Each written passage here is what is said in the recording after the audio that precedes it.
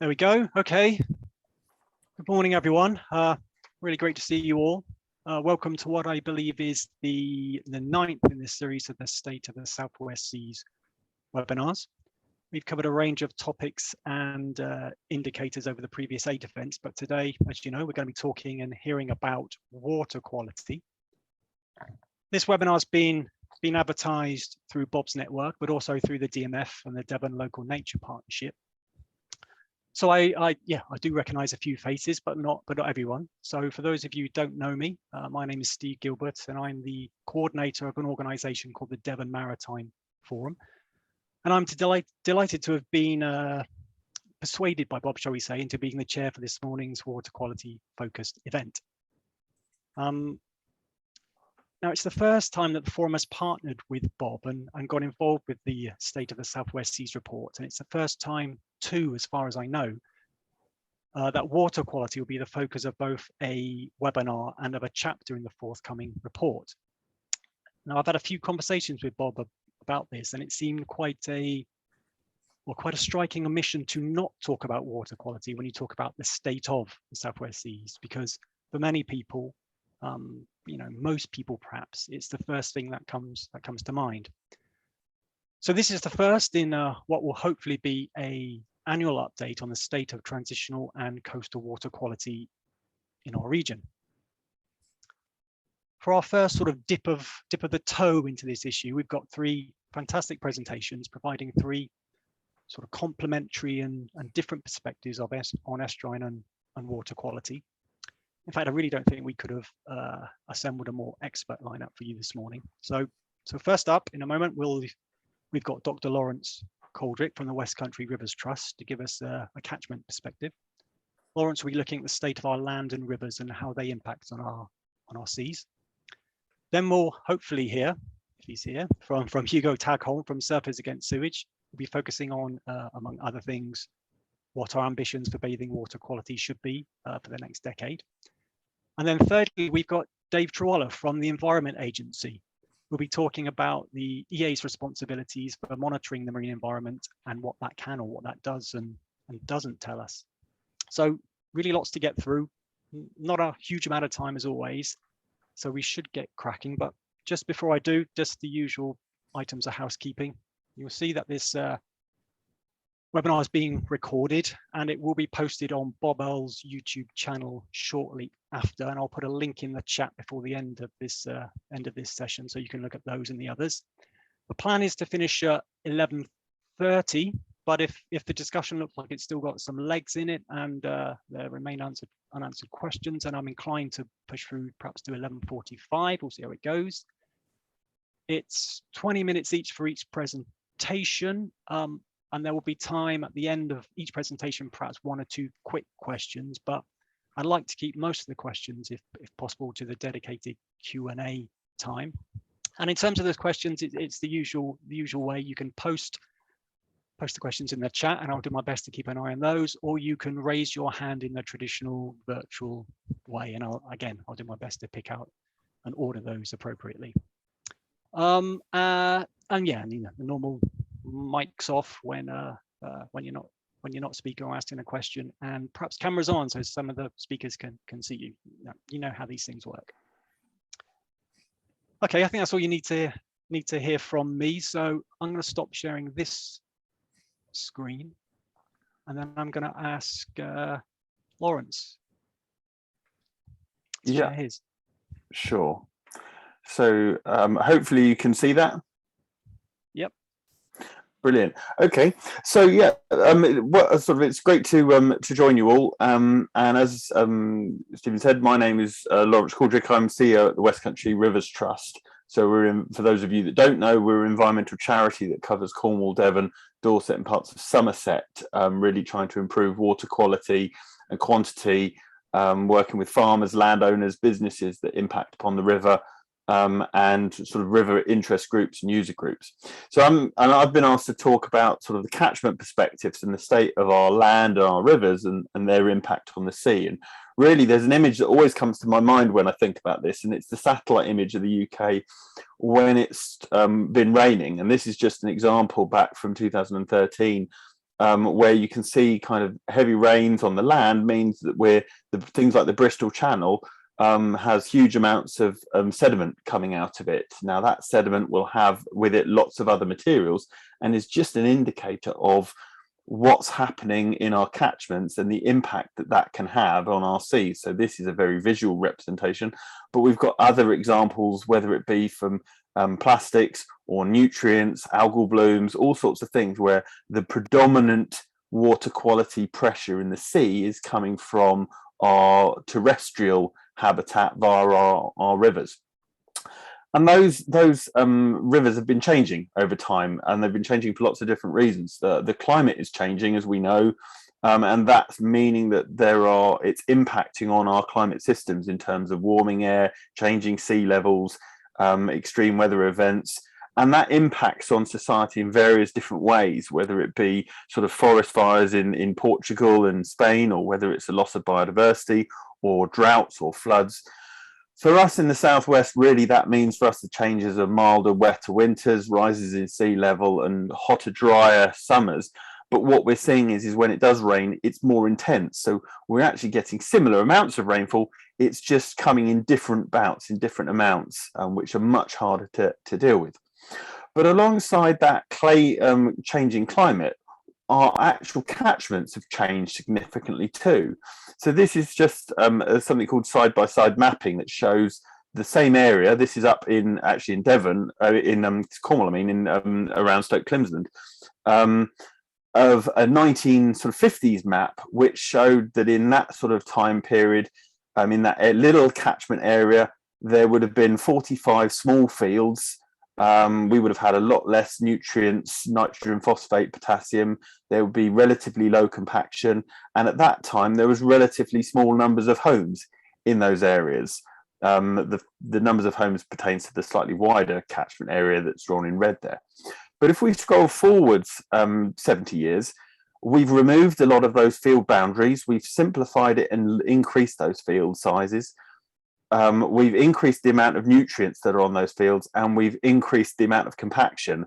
And alongside that, actually, we've increased the amount of homes and buildings operational in this area.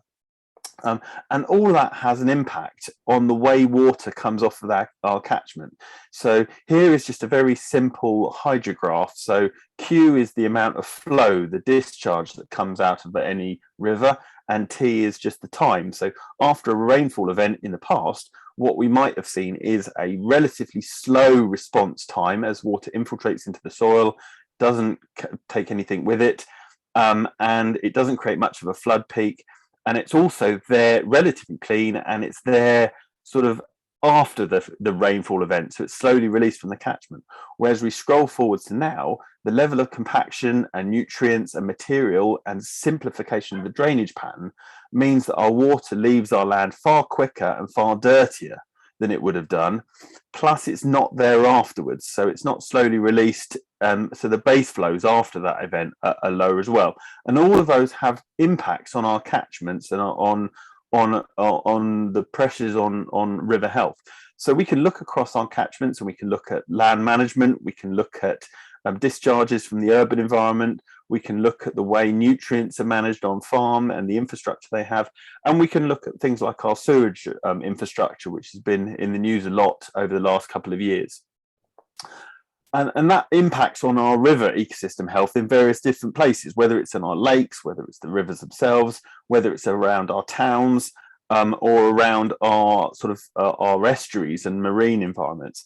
And that can be things like algal blooms, and we can see toxic fish kills, either from pesticides being released or from things like a sudden oxygen drop from an increased amount of chemicals in the river or nutrients in the river. But we also see flooding of our towns and villages, and we see things like the impacts lower down, like dredging, and especially dredging of contaminated sediments, all of which cause us problems as a society.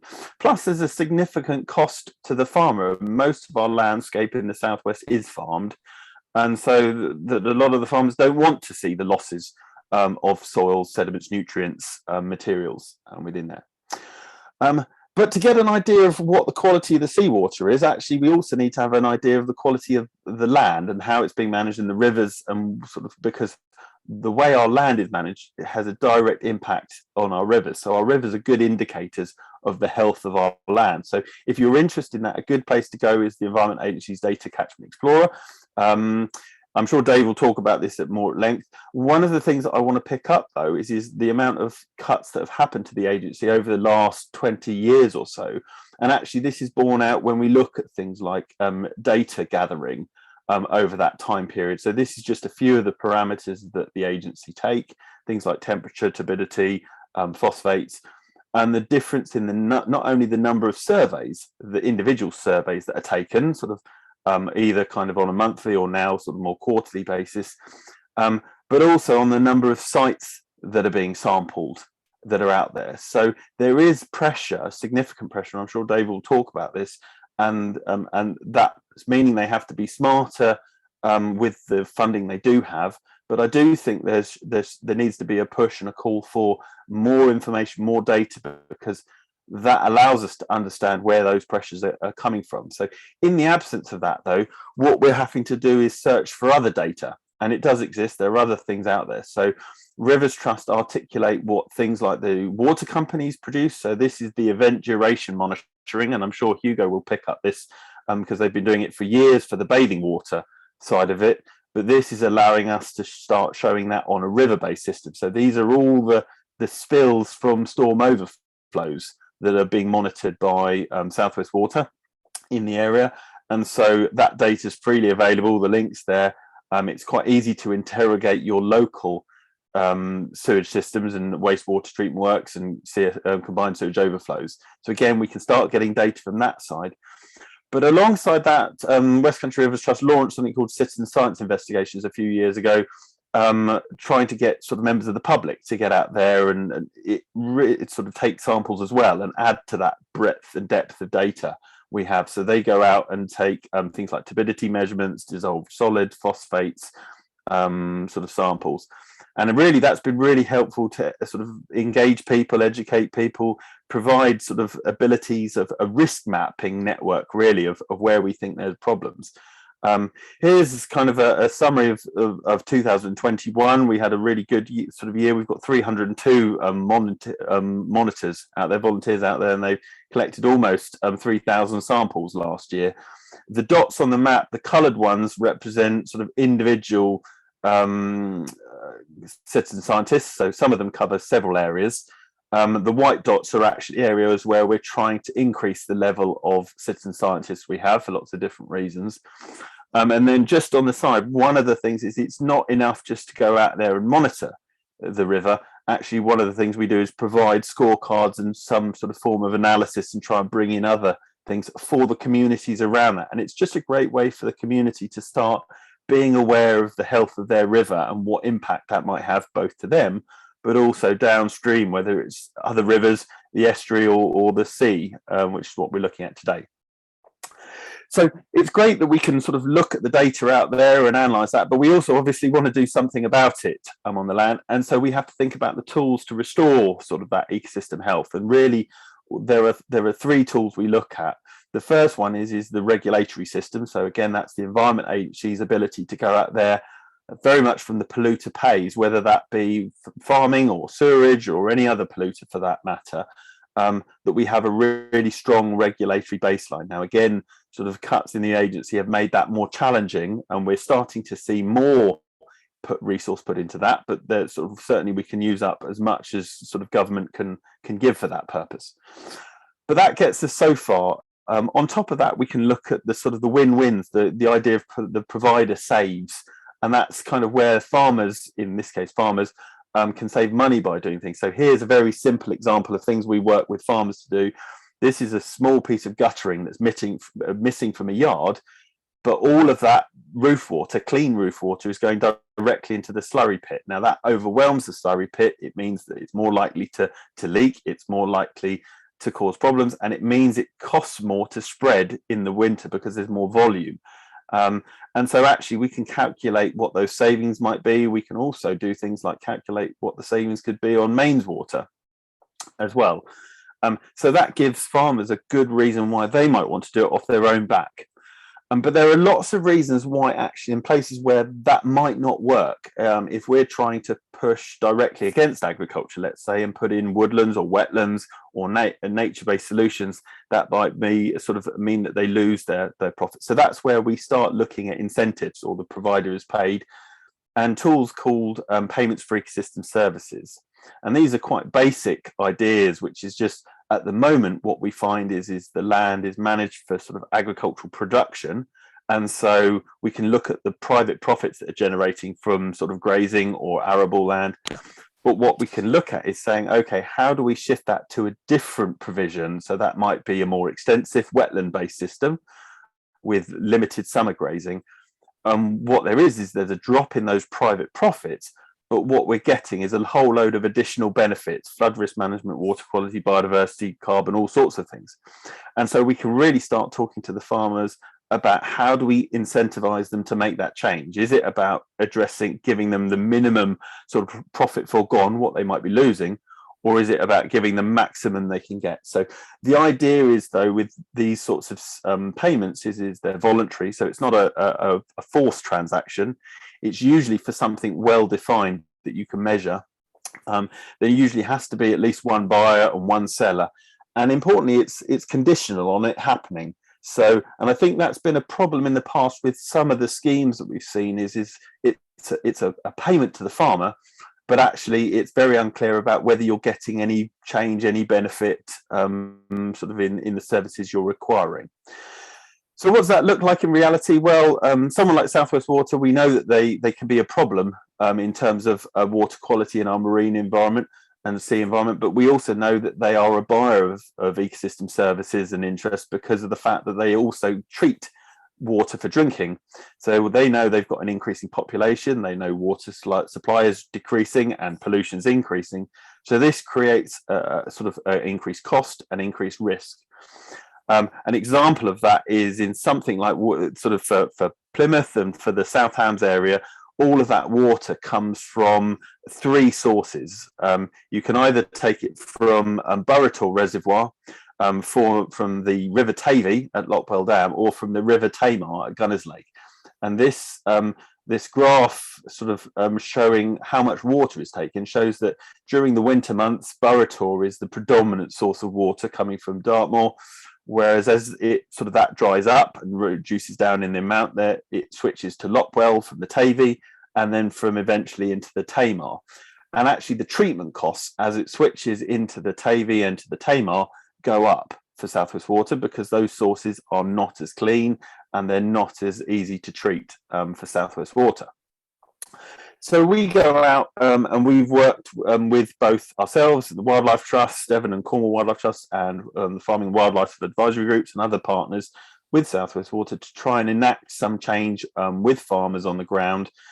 So that might mean installing fencing and buffers, running reverse auctions to try and sort of get farmers involved, investing in infrastructure projects to try and separate sort of the dirty water and clean water, where the win-win savings are sort of take much longer to pay back. But we also do other things like pesticide swaps to try and remove very toxic chemicals from the environment. Things like mapping and modelling to work out exactly where to enact solutions, as well as things like pesticide modelling to work out when we might see peaks coming down the catchments, as well as establishing flow pathways around sort of farm infrastructure to again separate as much clean water from dirty water, so it's more manageable.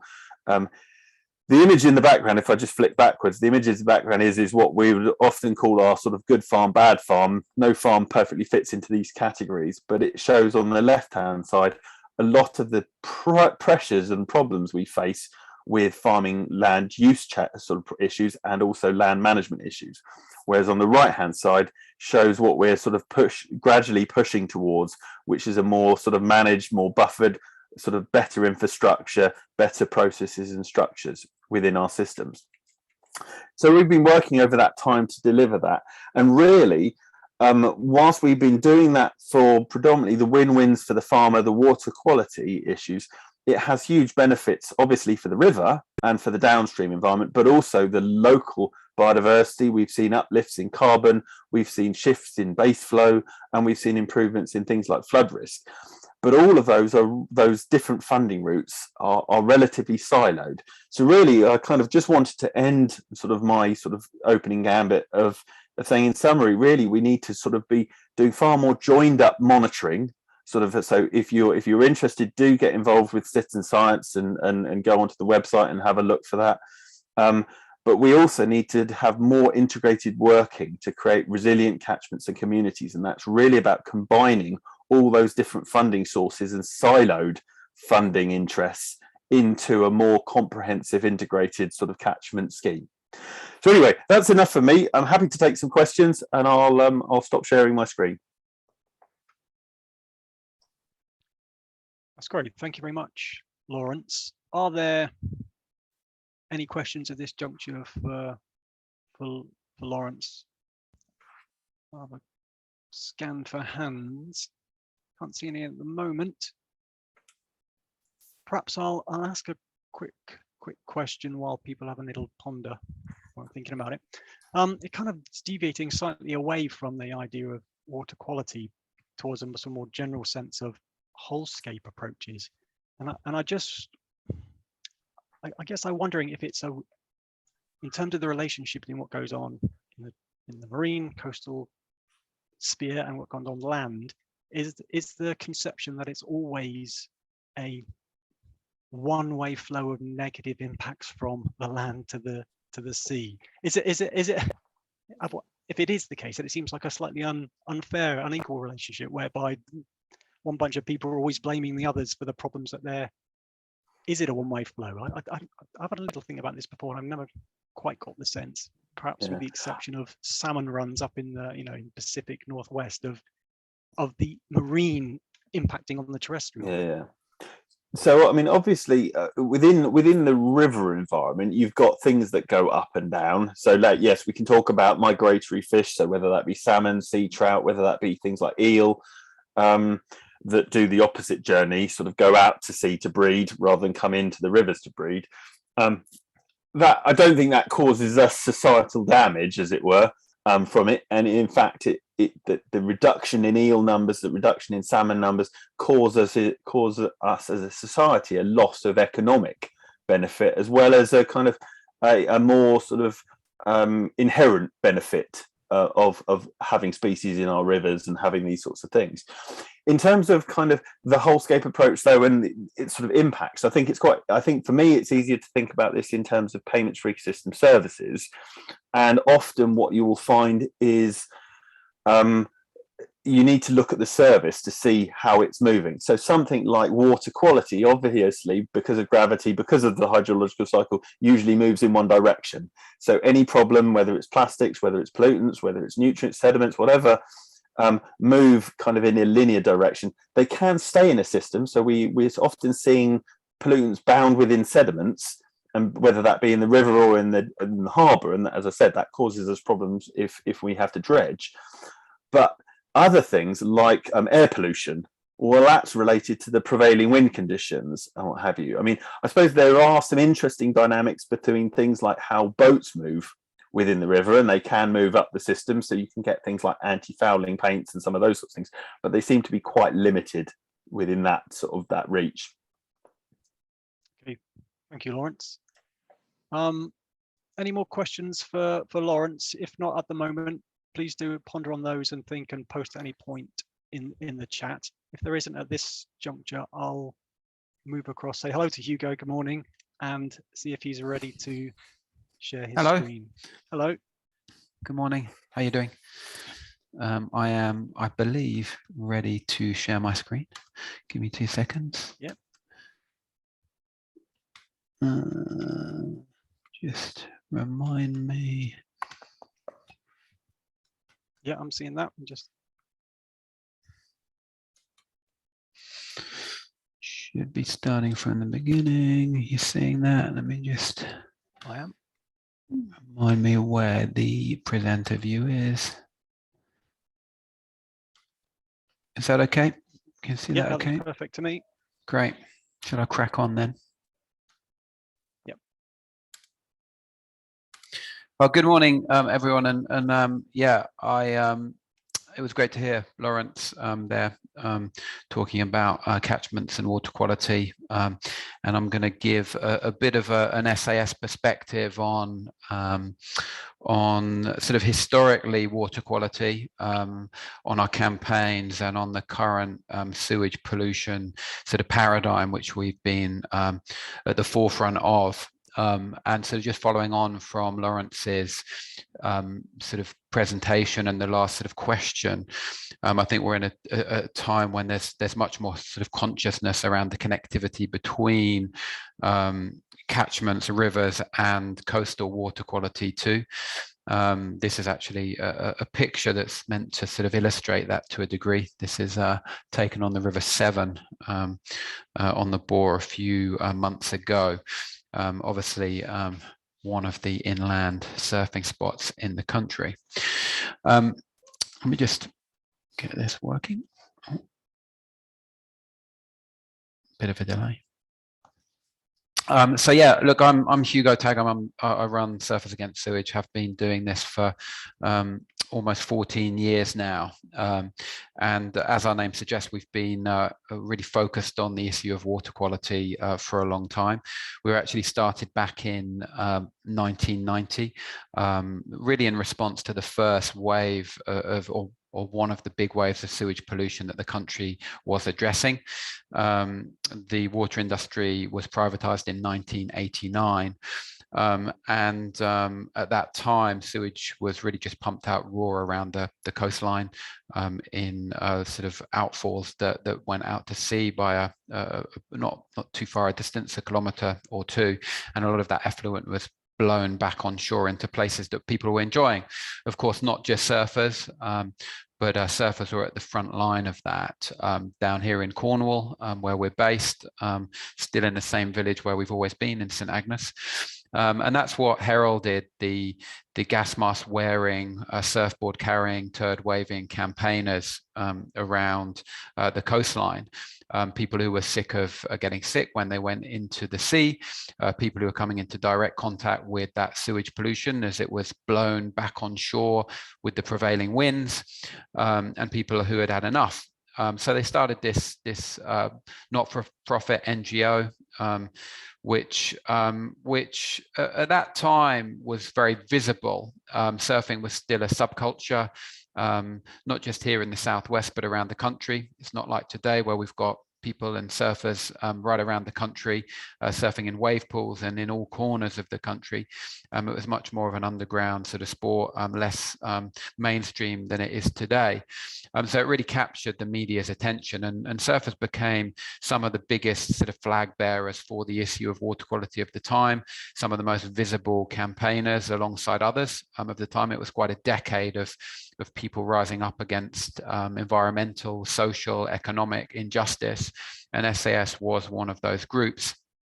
Thankfully for my predecessors, the 1990s was also a decade of rising legislation and rising enforcement of that legislation. The water companies were obliged to tackle the sewage pollution crisis of the time, and it was particularly the Urban Wastewater Treatment Directive that forced them to make the investments over the course of the 1990s to tackle the sewage pollution crisis of the time, and that had really good impact. The results for our bathing waters, around which this was really focused, were quite incredible. We've gone from what would have been around 28% of our bathing waters passing the minimum standards to today what is really 100% or close to 100% right around the country, of course, here in the Southwest particularly.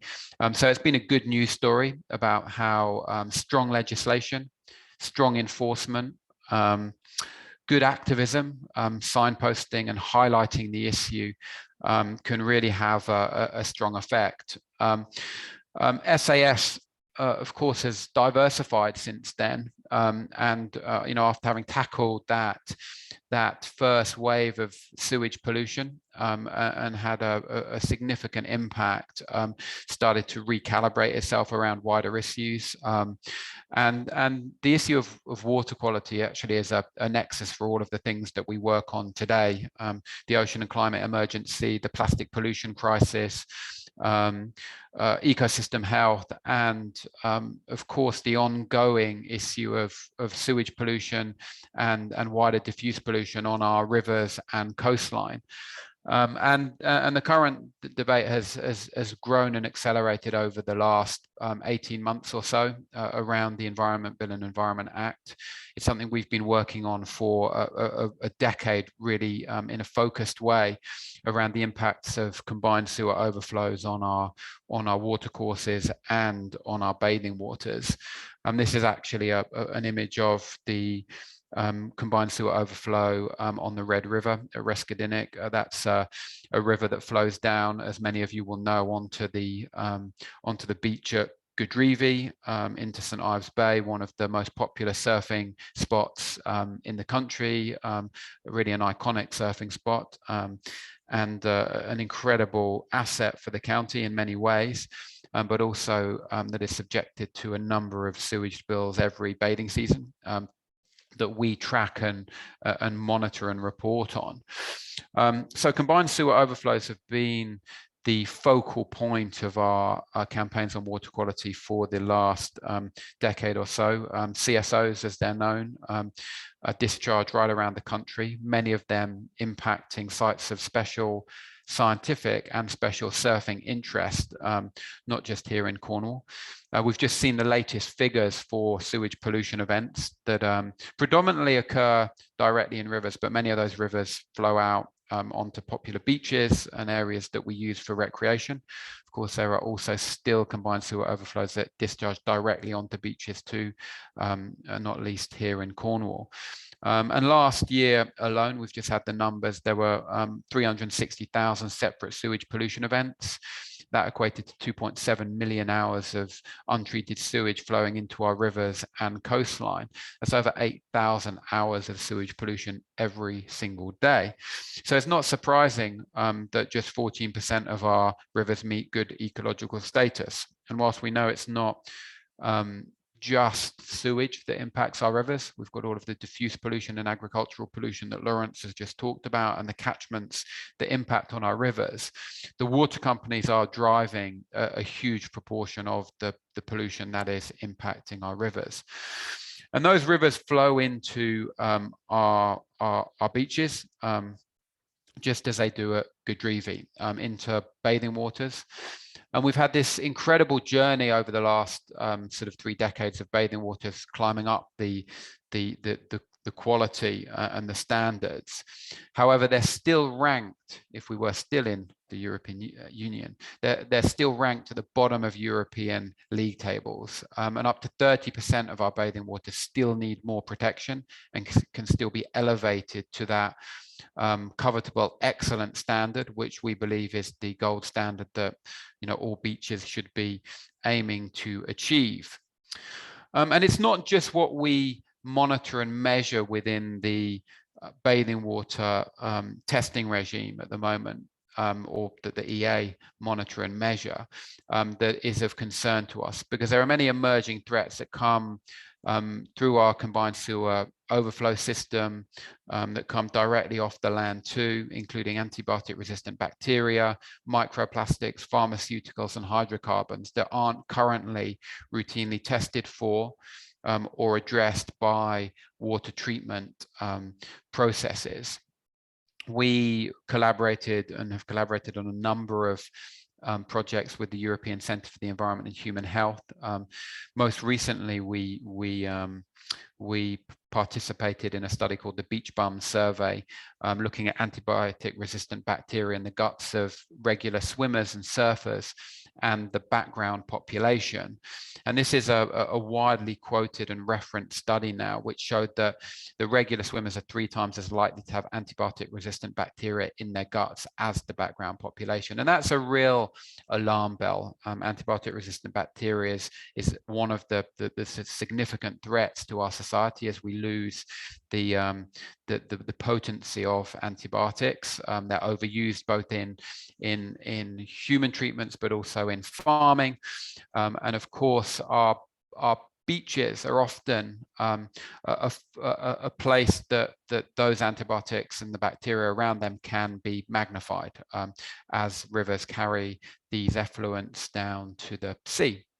And more people are using our blue spaces. We've seen a boom in surfing over the last 30 years, but we've also seen a boom in other sports. We're seeing the emergence of wild swimming right around the country, not just on our coastline, but inland too, on our rivers, in our lakes, in streams.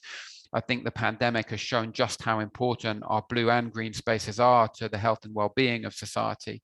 And so people have been trying to access these zones more and more, perhaps because they haven't been able to travel as much. So we've seen a boom in new sports, not just wild swimming, but stand-up paddleboarding, kayaking, and all sorts of things that will bring people into these spaces, and spaces that of course should be protected. And those rivers they're using, those other water bodies, of course, can have an impact on our coastal water quality health too.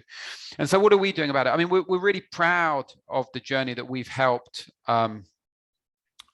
deliver for bathing waters around the coastline, especially here in Cornwall where we're based. And I often use the sea myself for surfing, for swimming and other things, as do our team and our volunteers around the county and around the country. And I think we should be able to both celebrate that success, but also ask for a redoubling in efforts now in what we should have as a new decade of ambition for our seas and bathing waters. But in the meantime, we need to make sure people are kept protected from sewage pollution. So we've got an app, Laurence referenced it briefly, which monitors and tracks sewage pollution events from combined sewer overflows at over 400 beaches around the country. This is the only real-time live water quality alerts available to you. You can access it through your mobile phone or online through our map, which means that you can make an informed decision about how, when and where to use the water. And coupled with the annual bathing water standards and results, this can give you what we'd call a sort of gold standard in information that can help keep you safe from intermittent sewage pollution events, can help you make a decision around when the water quality might be poor because of diffuse pollution. We've got pollution risk forecasts there modeled around weather events that we access from the Environment Agency. And that helps keep our subscribers safe. We've got over 80,000 subscribers to the service. As I say, sewage and diffuse pollution is monitored through that. It will also give you the spill history for each of the spots, telling you the sort of profile across the bathing season of when there were spills, how long they lasted for. It would enable you to submit health data to us so we can start to look at clusters of ill health that might be related to water quality.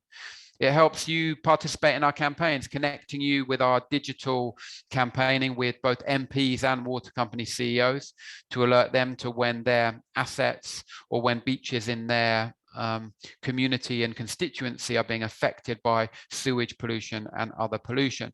And this has been central to our campaign over the last couple of years around the Environment Bill and what of course has now become the Environment Act.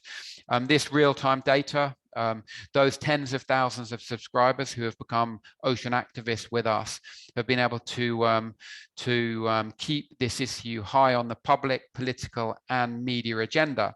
And indeed, this is a service that has made its way right up to the top of the government, to our very local Secretary of State for the Environment, George Eustice. And not surprisingly, last year alone, there were over 5,500 sewage discharge notifications. which was a huge increase on the previous year. Over 3,300 of those were issued through the bathing season, which rendered, as it were, 1 in 6 days unswimmable because of that sewage pollution. And that's based on World Health Organization advice to avoid swimming in sewage polluted waters for up to 48 hours.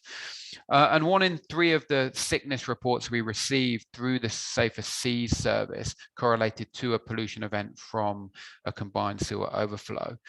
We also, to Laurence's point, we've also mobilized citizen science for the first time last year. People working with us to test rivers that connected directly to popular bathing waters. And sadly, 6 out of 8 of those rivers tested posed a continuous serious risk to human health because of poor water quality.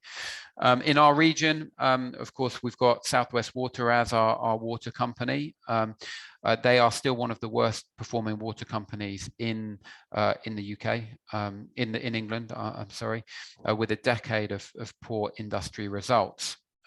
All of this information we use to raise the issue of water quality and the need for a new decade of ambition to restore our rivers and further improve coastal bathing water health. We publish an annual water quality report in November each year once the bathing water standards and results are out. This helps us engage the public. It helps us engage the media with the issue of water quality and actually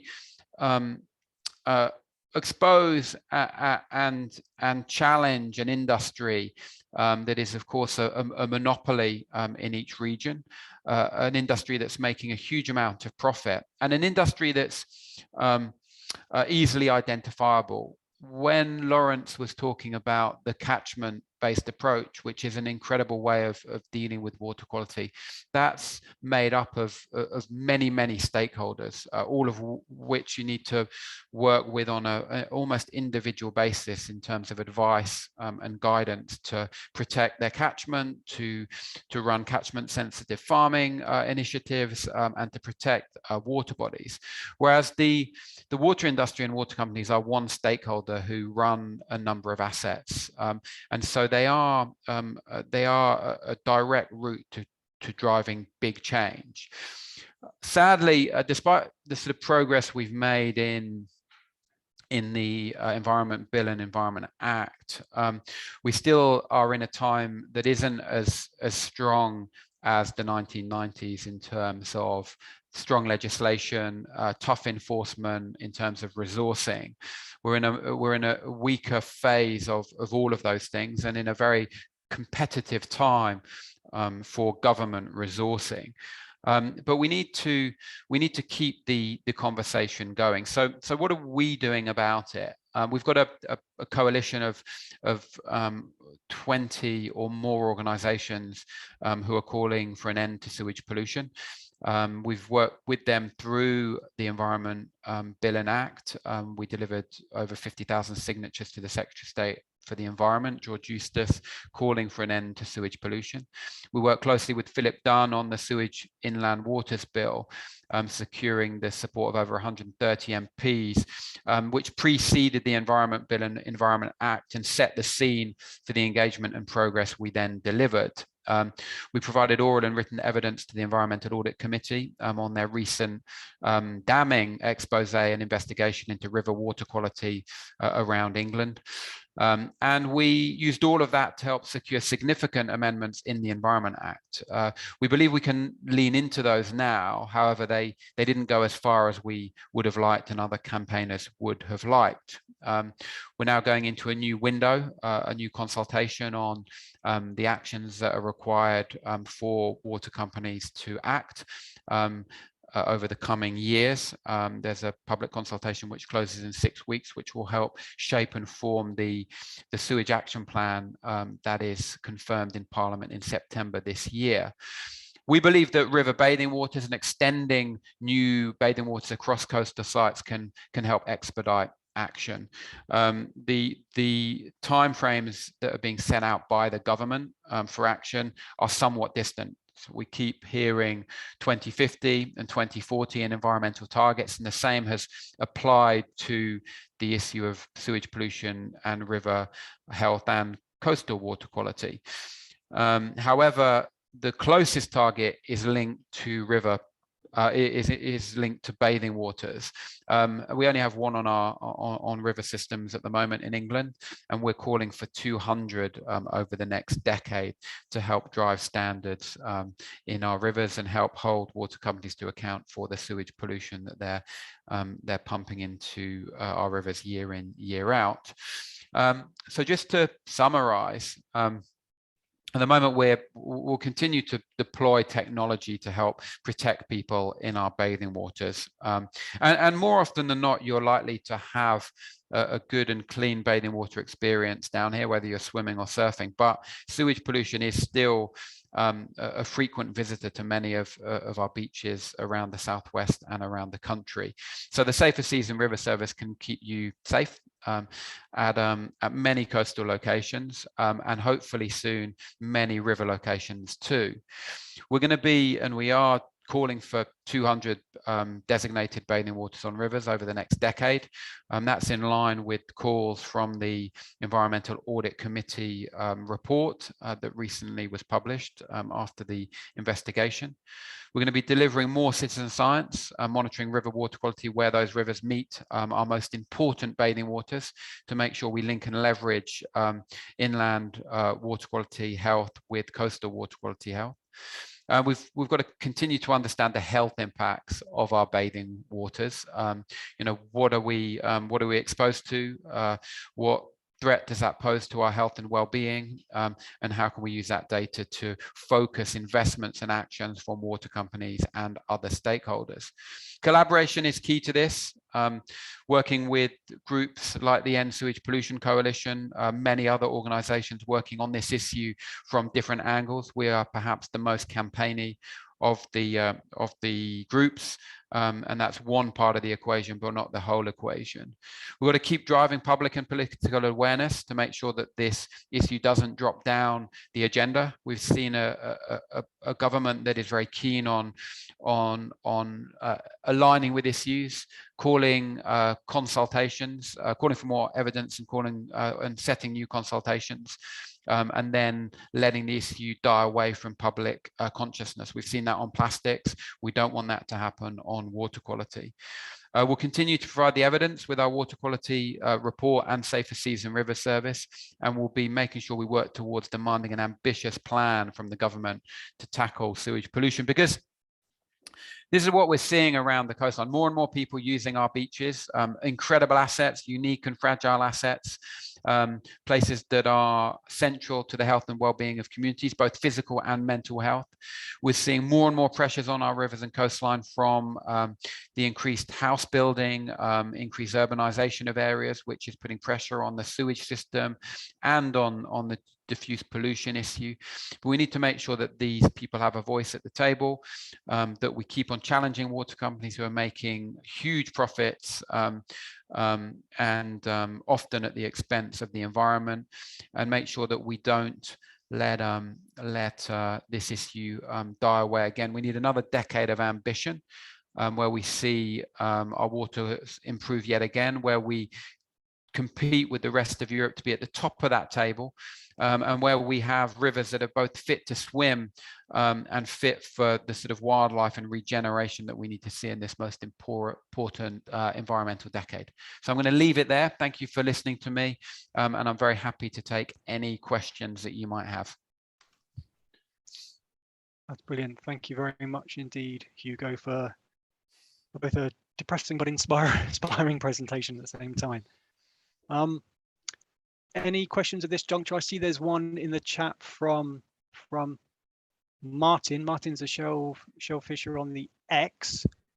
Let's have a look at that.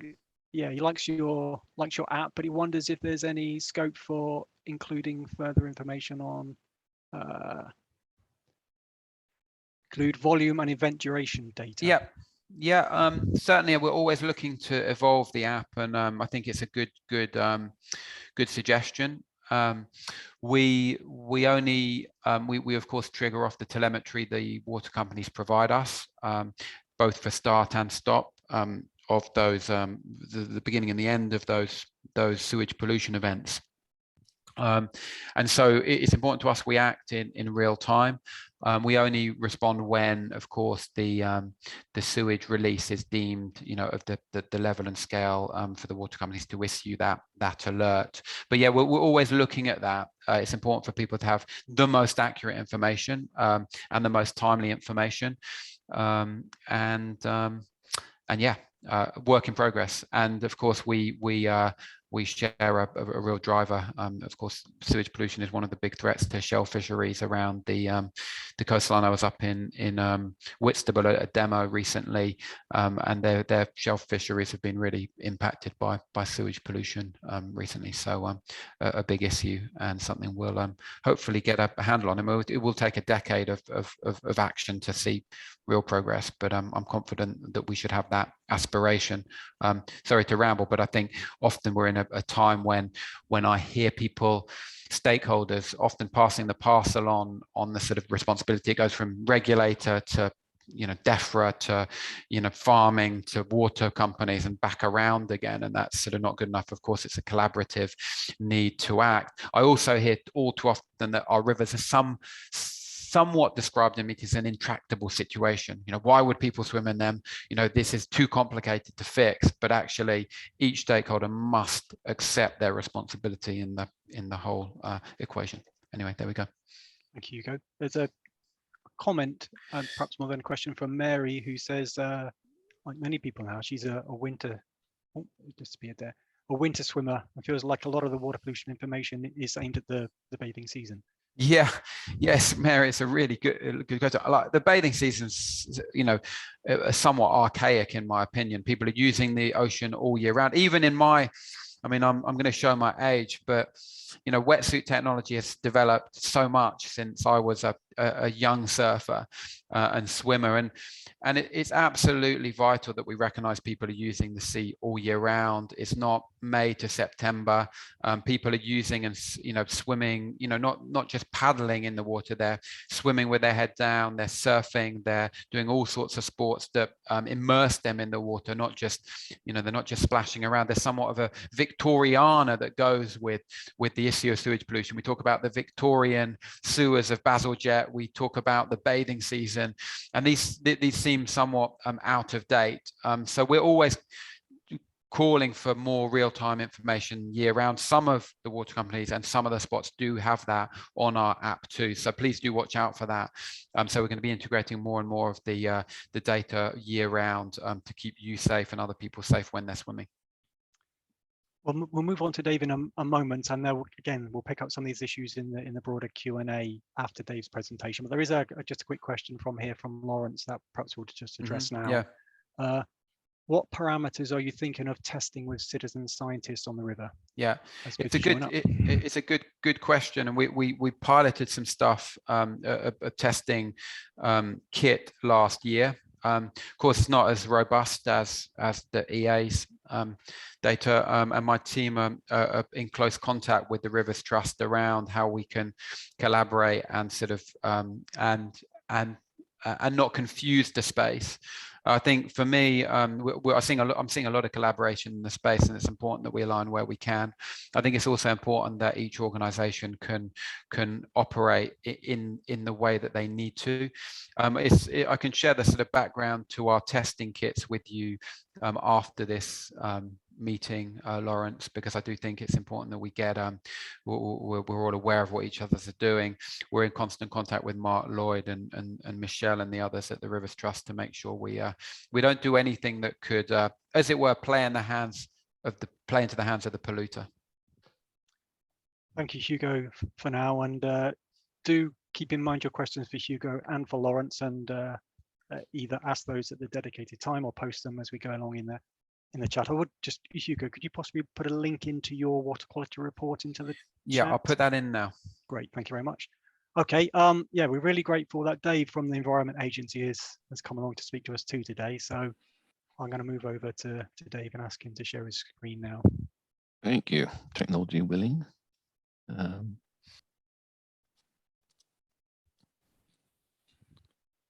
Yep, I can see it. Hopefully you can see that. Okay. Yep. Yes, so thank you for the invite, and thank you for the previous two presentations as well. Very useful. I halfway through Laurence's, I thought, well, for my presentation, just play back Laurence's. That didn't want to come across as being too, oh, we've lost resources and we've lost the abilities to do some of the things we could do. So I will carry on anyway. But it's very interesting to see how they all link together. So I'm going to talk about the role of the Environment Agency in monitoring. I'm not going to try and baffle anything with science. It's just, this is our responsibility, and probably leave you with more questions than answers potentially, but I think that's not such a bad thing. So our role, we monitor to our statutory framework, and then we'll have a look at what we monitor where, how we use the data that we collect, and then pondering a little bit maybe on what doesn't our monitoring tell us. So we are the Environment Agency with a competent monitoring authority for EU directives, variously translated into sort of UK law, such as Water Framework Directive, the Bathing Waters Directive, and protected areas under the water framework, such as bathing waters and shellfish waters, also the environment quality standards and things like OSPAR. And we also then monitor sort of ad hoc for investigative or regulatory purposes.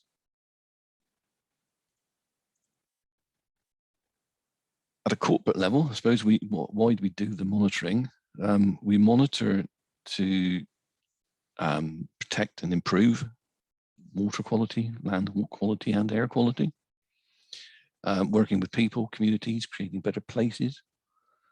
And also we monitor sort of flows and groundwater, providing for flood protection as well as quality and quantity. And those are sort of written within our within the statute and also within our corporate aims. So when you're looking at the coastal and transitional, if you take Water Framework Directive, an example, we monitor water bodies. So around our coast, the waters are divided into separate water bodies, and our transitional and coastal ones. And that's where we do our monitoring.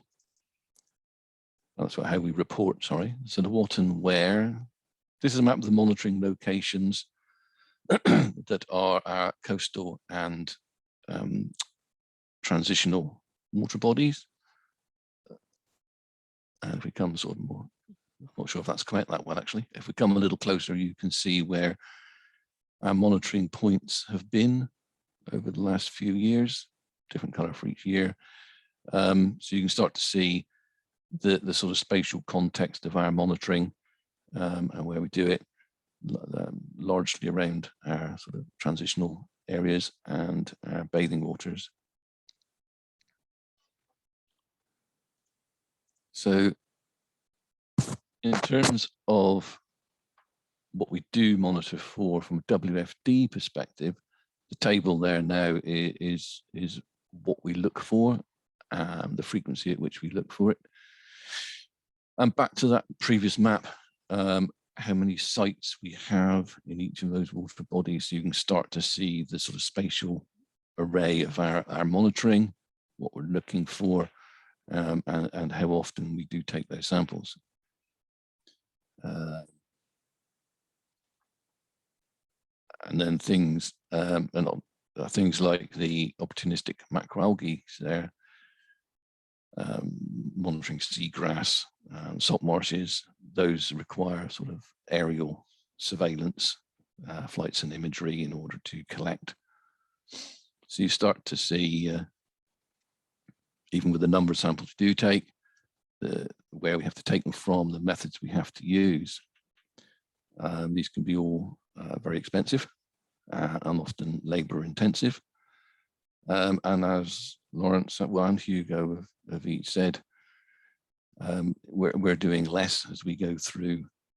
So we monitor we monitor our rivers, lakes, estuaries, coasts, all of those. We also monitor permitted discharges from a regulatory point of view. They're done on various different frequencies. Some are event logging, some are just daily, some are cyclical to 3 or 6 years. As a little bit of an overview, we do take somewhere in a typical year 250,000 environmental samples, somewhere around 19,000 chemistry and 6,000 ecology points. And we're assessing 14,000 kilometers of estuary, 2,500 kilometers of coast. So there's a significant amount of activity that we do still undertake. That may sound like a lot, but as you can see, and as Laurence alluded to, the amount of monitoring we're actually taking has been steadily reducing. Our monitoring is now becoming more strategic than it has been for many years, due to cost and due to resourcing. But it is a reality, however, that we do actually need to be able to afford to resource and do the monitoring that we still need to do. On the side to that, because of the amount of monitoring we did do in the earlier years, then we do have a considerable archive of data that's been collected over those years. My question would be whether that would be suffice to take us forward, however. So as this is a marine forum, if you excuse if you can't see all the detail on this, these are the shaded cells are where we monitor for our rivers, lakes, groundwater, and then I've highlighted transitional and coastal. So you can see there, we don't do as much monitoring across our transitional and coastal water bodies as we do across our sort of freshwater catchments.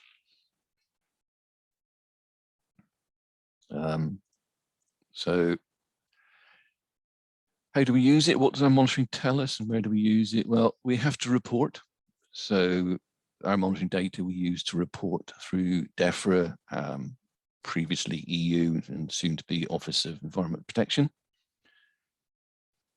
We have to report compliance with the targets of the directives, or various different directives, and what we intend to do about those non-compliances.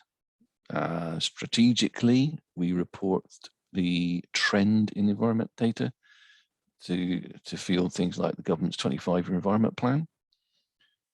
The data that we do collect, all of that is available through sites like .gov, and there's links there for our environment data. It's all open license. And Laurence mentioned and showed a shot earlier on of our Catchment Data Explorer, where you can see the information around Water Framework Directive and how that applies to your location. And that also, we've got planning. So having collected all the data, we then have to plan what we are going to do with that. And this is part of my team's role. In fact, we look at the success of our data against targets set in the variety of statutes, assessing that compliance or deterioration risks helps us to direct our sort of planning work, our permitting work, some of our regulatory work, and the work we do with partners and other organizations. So correcting what is wrong is where teams like us come in and identify the priorities, the outcomes we need to secure, and some of those measures and the mechanisms by which we can secure those improvements. But part of it is also what our data doesn't tell us. With more strategic surveillance, it's becoming more necessary to fine-tune our understanding with investigations and a local commission. So we have an element of our monitoring budget that we can apply locally, and we have to do that each year to find where we would need to fill gaps in the data and evidence that we are having, and to link with partners and delivering local projects. And then finally, we use it for improving environmentally. So that can range anything between direct regulation.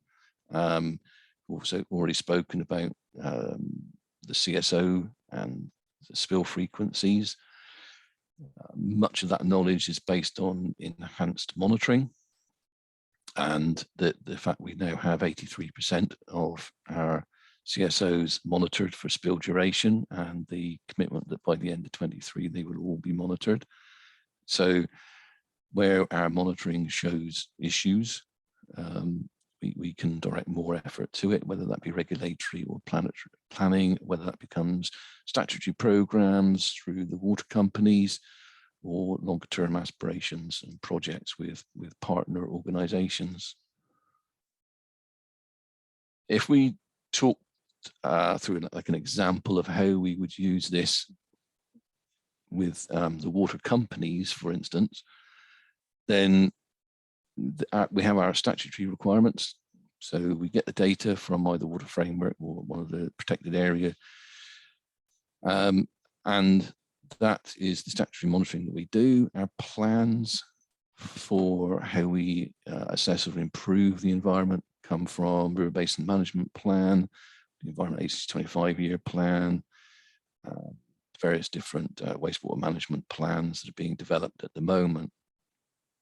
And then we have to program in how we can make the improvements based on that data and information. And there are mechanisms such as the periodic reviews that work with the water companies that Hugo alluded to earlier from the early 90s, where the water industry environment programs have so far managed to provide for, in Devon and Cornwall, £1.4 billion worth of investment in the sewerage infrastructure. Much of that has been focused around the coast due to the crude outfalls, and been driven predominantly by legislative changes around bathing waters. So the statute gives us our responsibilities and how we should monitor and target. Our plans then set out our ambitions and the outcomes we are seeking to achieve, and how we're going to work with and who we're going to work with in order to achieve those. And then the program set out the mechanisms by which we and other organizations can enable the improvements to be made. And this is where there is often, I don't know, elements of friction or tension maybe between groups or organizations and the likes of ourselves, where these are the processes we unfortunately do have to follow. And maybe the pace or the scale of those improvements don't always live up to the expectations of others. But in that, we kind of welcome organizations maintaining pressure or raising awareness, even if it does feel uncomfortable sometimes to the agency, because without those activities, we wouldn't see legislative changes or pressure changes that enable us to use our mechanisms. So we're quite welcome working alongside those things. Another thing is how we work with our reducing monitoring programs, and how we tie together what we do understand with what other people want to know. And an example of that is the EuroHab project, which is now coming to an end, but it's a collaborative project across France, 9 organizations, 5 in France and 4 in the UK, looking at harmful algal blooms through the channel using satellite technologies. An example of why this sort of collaborative project is a way we can go forward is, when this had a budget of nearing £4 million, and that would be a significant amount of our monitoring budget if we were to try and do that alone. So we have to work in collaboration with other organizations on projects such as this. So we collect all our monitoring data, but we collect them for our own purposes. So what we do know is that we collect the monitoring and report on the monitoring to answer the questions that our statute does ask of us. So we do it. We do enough for that. That our monitoring does support investment either by ourselves in the work that we do, or projects and regulation. And it does also support investment by other organisations, such as the water companies through the WINEP programme.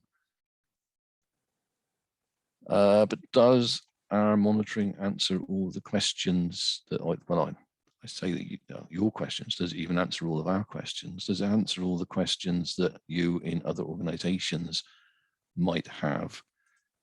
I would say often at a kind of an organisational level, it probably does, but there are examples whereby we don't answer the questions at a local level necessarily. And can we answer Mrs. Miggins with her particular location or a particular problem that she feels? And the answer to that is potentially no, that we don't necessarily get, because we're going to a much more strategic level of monitoring. We can't necessarily answer a very specific interest or a very specific location. How do we manage to plug some of those gaps if we can't?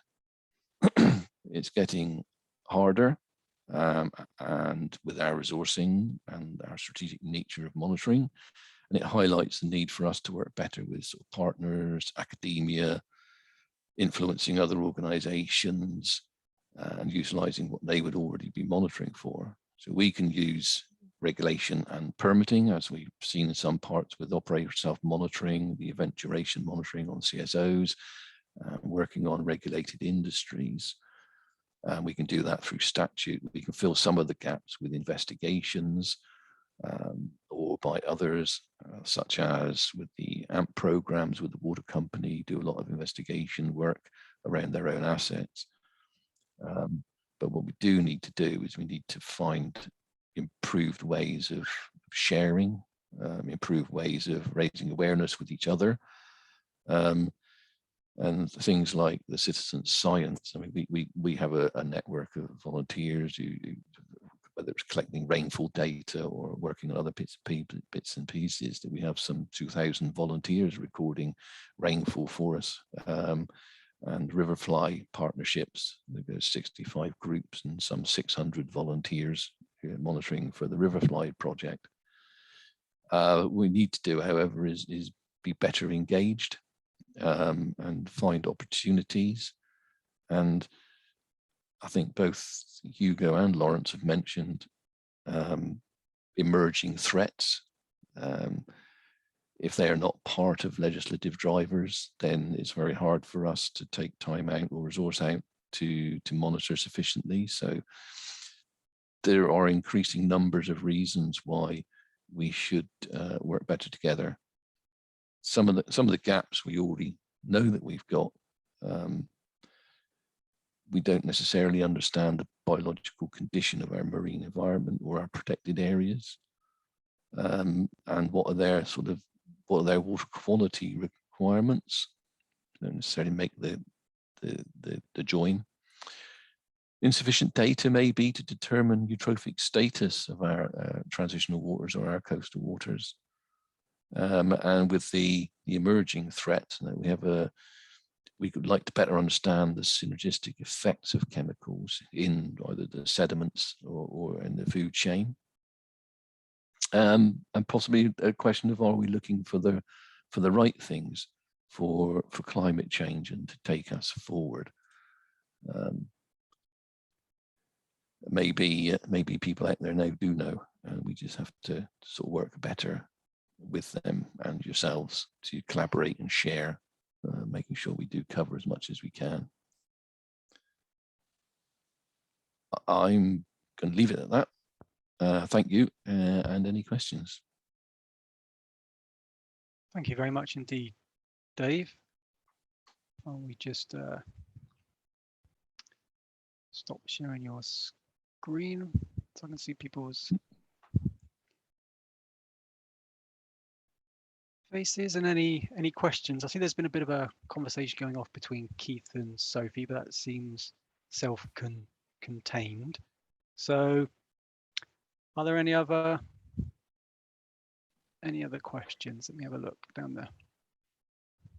If not, and while you're thinking, I think I have a question stroke comment formulating in my head. I'm not quite sure I'm going to articulate it.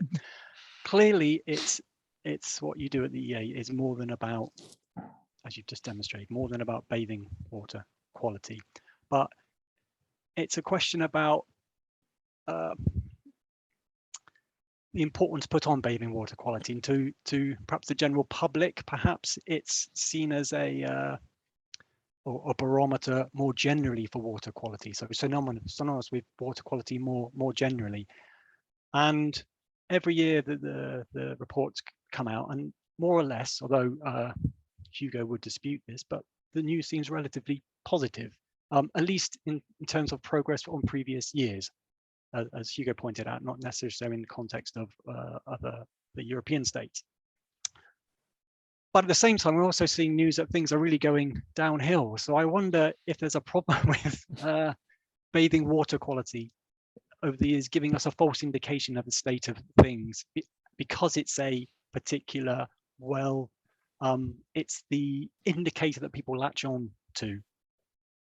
And I guess this is a question for you, Dave, but it's also a question for the wider audience too, and in terms of, you know, where they get their sense of the state of the seas from, whether it is bathing water quality, and what the problem with bathing water quality as it is, both in terms of it being quite small in terms of the water it actually tests, and as we've seen from the season it tests, and that it also is slightly misleading and giving a false indication that things are kind of slowly but steadily progressing, when in fact, well, we've heard, you know, the contrary from Laurence and from Hugo. Yes, well, the answer to your question is yes. It is complicated, but unfortunately, and there will always be differences of opinions, probably. And I think one thing we don't have, like I said, is we monitor and report according to the Bathing Water Directive. So we sample where we're supposed to sample, we do the parameters we're supposed to do, and we report that for the seasons we're supposed to report it. Is that sufficient to really tell us the state of our seas from a health point of view all year round? Well, no, because we only monitor during the season. Are we using the right parameters to suggest how good our bathing waters are? Well, yes, according to the directive, but it would be quite easy to find other measures that you can say, yeah, but, and this is where it's useful in some respects to have pressure groups and organizations that raise awareness of other angles and other perspectives. It's only through that we would get a legislative change that would enable us to do anything differently from a monitoring point of view and a reporting point of view. So in the context of the Bathing Water Directive, everything has got better. There's been masses of investment, significant improvements. I read an article the other day regarding Plymouth and the wish to designate other bathing waters around Plymouth, who currently have the two on the Hoe. And I think one of the quotes was about things still being safe to swim, and it was linking to the CSO operations. And I thought, well, there's one angle that says, well, if you think it should be still safe to swim, you're implying that a while ago it was better. Well, a while ago there were 20 crude outfalls discharging off of Plymouth Hoe, and I think there's an argument that it's not actually worse than it was then. Credit to raising awareness, social media, social pressure for confirming there is still work to be done, and it's just the context in which different organizations maybe can do their bit of that work. Thank you, Dave. I've got a question from Nigel in the chat, and it's probably directed at Laurence. Let me have a shift that up there. It's from Lawrence's great satellite image, we can see that we need to look after our estuaries, to look after our coasts, and to look after rivers, to look after our estuaries. But our streams, the main capillaries of catchments, always seem to be the poor relation with little legislation to protect them. What can we do about our streams? Yeah, I mean, so it's an interesting, it's really good question, Nigel, and I think it comes back to that point we were picking up earlier about sort of regulation and kind of how much sort of enforcement and activities is happening at the moment. So we know that kind of the agency can sort of it's easy to find and pick up things like water companies when they're discharging, and especially when they're going against their permitting, because of the fact that that's a very clear route to prosecute them and to assess that and deal with that.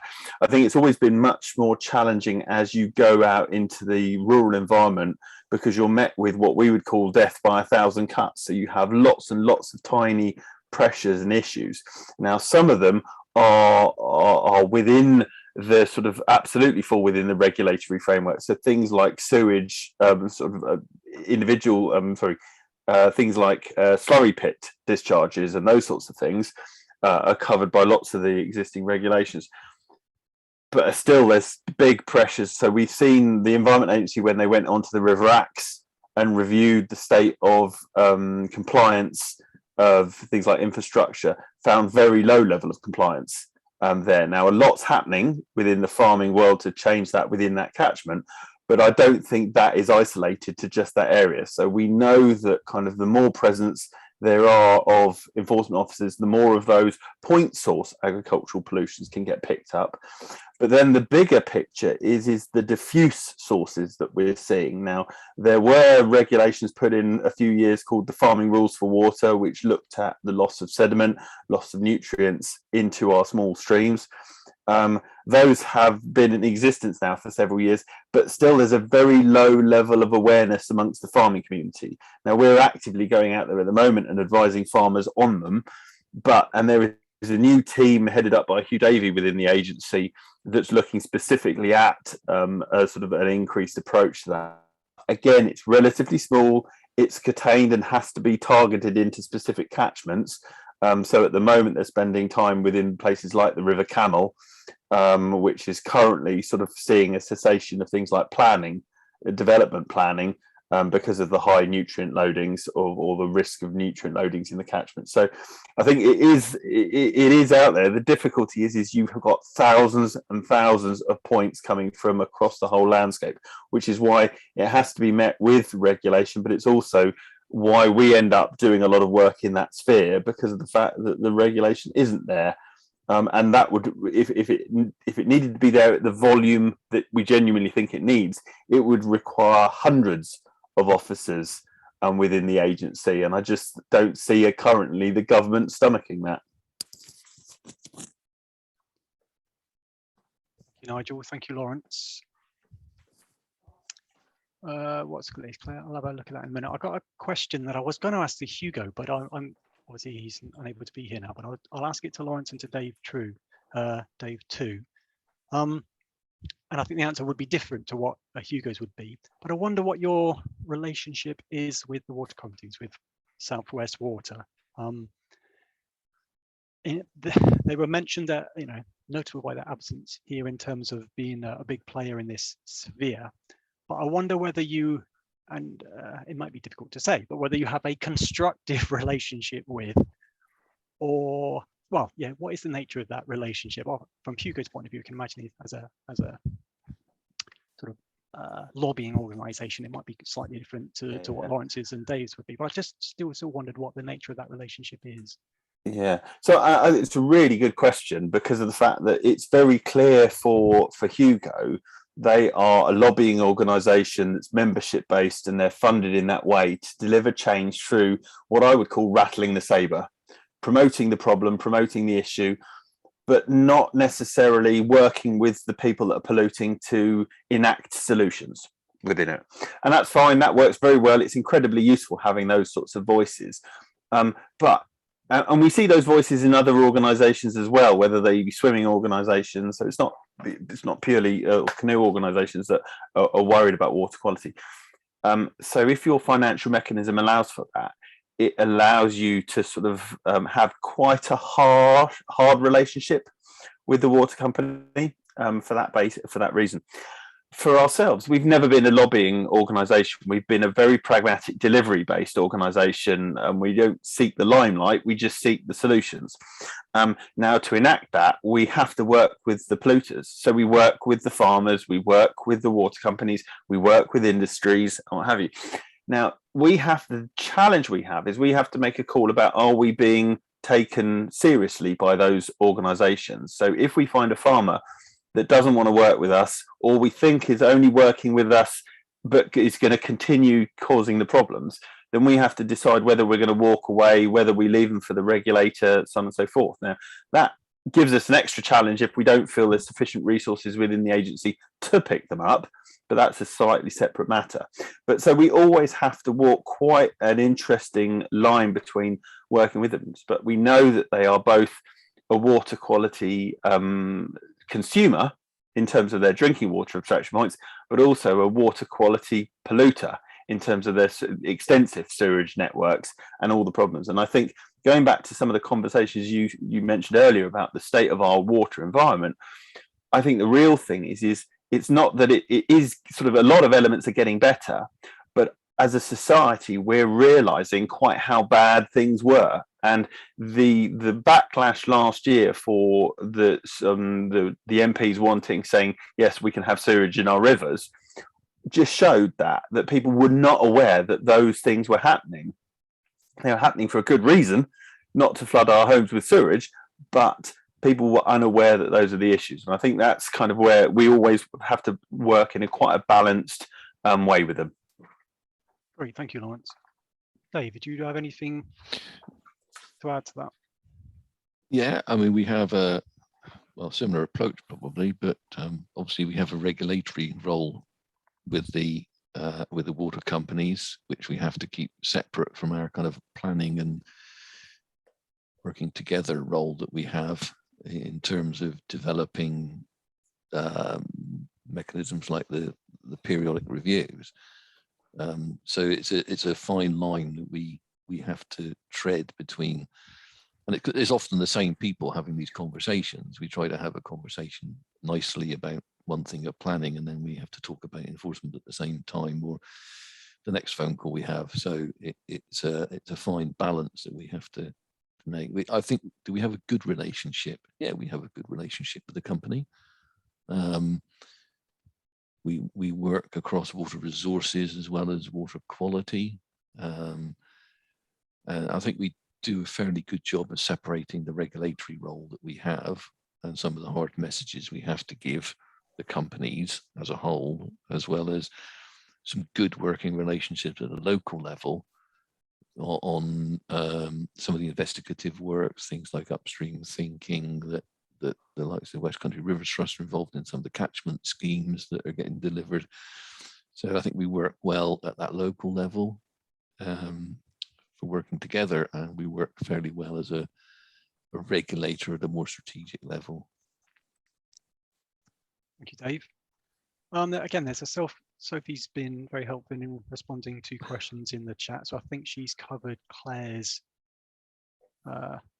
question. Perhaps one more. You can see the time. One more question from me, if there isn't another question. It relates more broadly to what the object of kind of the webinar today is, the broader context in terms of trying to think of monitoring and getting a sense of the state of Devon seas in terms of water quality.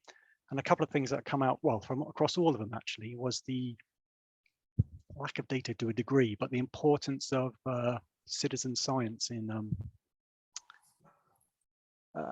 collecting that data at a scale which could be useful in year-on-year monitoring how things are progressing. And it's not, I guess it's not really a question, it's just a comment that yeah, those things, that citizen science aspect to it is really important, and we need to facilitate, and we need to encourage, and we need to utilize utilize that resource. I mean, I think this is, I mean, it was interesting. COVID and lockdown did see, we were running citizen science beforehand, but it really kicked it off because I think not just because suddenly loads of people had free time on their hands to do citizen science, but they started going out, being more, looking at their rivers more, taking more interest. And so the questions naturally come up about, oh, I wonder what that is. I wonder what the health is. I wonder what this is. So it raises that curiosity. And as soon as that curiosity has been piqued, they start being more aware of some of those problems that are in the rivers. So what's interesting though is that data, the data we gather through our citizen science program, isn't sufficient to hold someone to account. What it does allow us to do though is you say, look, we think there's a problem here. There's kind of this, which been mentioned before, weight of evidence approach. Something's happening in this area. Now, what that allows us to do is to deploy more limited tools we have, like sort of auto samplers and sort of more detailed, expensive equipment. And that allows us to say, yes, look, there really is something, and we believe it's coming from a specific location. And that allows things like the Environment Agency to put in their sort of monitoring that can lead to the assessment of, is it having an impact, in which case we ought to be prosecuting. Now, we have seen that whole triage, as it were, that whole train happen in our catchments, starting with things like citizen science. So we know that it works, but it's sort of, it's where you've got limited resources, we do have to be smarter to it. I mean, I've definitely all power to the agency getting more resources, but at the moment it just seems to be a downward trend. So we're having to work out how to be smarter with the resources we have. And I do think citizen science is a key part in that, but not only because of the fact that it gives us this data, but it also gives us this wealth of a momentum, which for organizations like Hugo's is vital. That's what gives it power, is the volume of people behind it, not just because we have a lot of data. Absolutely. Thank you, Laurence. Anything to add, Dave? No, other than agreeing. I mean, yeah, I mean, Laurence made a point around the robustness of the data citizen science collects and how usable that is in terms of either reporting and or enforcement activity. I quite like the use of the word triage, though, that it, you know, as a first look around the catchment to highlight where there's potential for a more dedicated look. Then yes, well, what we have to do, however, is I mean, from our point of view, we'd have to manage expectations around that. We're tied somewhat to the legislation and the mechanics of delivering, and that doesn't always work as quickly or as easily as people would like it to. So yes, I'd be all for use of citizen science. We do need to find ways of interacting with it better and making sure that our awareness of everything that's going on out there is collected, so that we have that collective view, and then manage the expectations of how we can take some of that forward. I think there's great scope for organizations and or individuals working more closely with ourselves, without wishing to open up floodgates of people trying to work with us now, because we probably couldn't resource it, but we have to find ways of doing that going forward. We definitely have to find ways of doing that. People talk about the health of the environment or you know, from their own aspect, and it's not necessarily the same as our view of a legislative driver and the health of the environment from that point of view. It's about what people want the environment to do for them, what they want the environment to be and provide them. Our statutory drivers don't necessarily provide that information, so it's more important and becoming more important that we do understand what people want the environment to do, look like, and therefore we can make better use of the data and or collect better data in order to demonstrate it. But much of our work, we would require legislative change in order to really drive that home wholesale. Okay, thank you very much, Dave. It's good to finish what I think is a collaborative type tone. Yep, 7:36 probably looks like we're naturally drawing to the end. I just got a couple of things to do before you go. So firstly, of course, to thank all of you for joining this morning, and of course to especially thank our three speakers, to thank Laurence, to thank Hugo in his absence, and to thank Dave. I've certainly emerged with a clearer sense of the state of the salty water quality in our region and the challenges, of course, there are, and what our ambitions should be going forward. And I hope you all have too. And then secondly and finally, just to say that I've just popped the link to Bob's YouTube channel in the chat, and you can see the recording of this and the others in the series at that location. So unless there's any further comments, I'll draw proceedings to a close, and thank you all again, and have a good Tuesday, and see you again next year when things have improved. Thank you. Thanks a lot. Bye. Bye.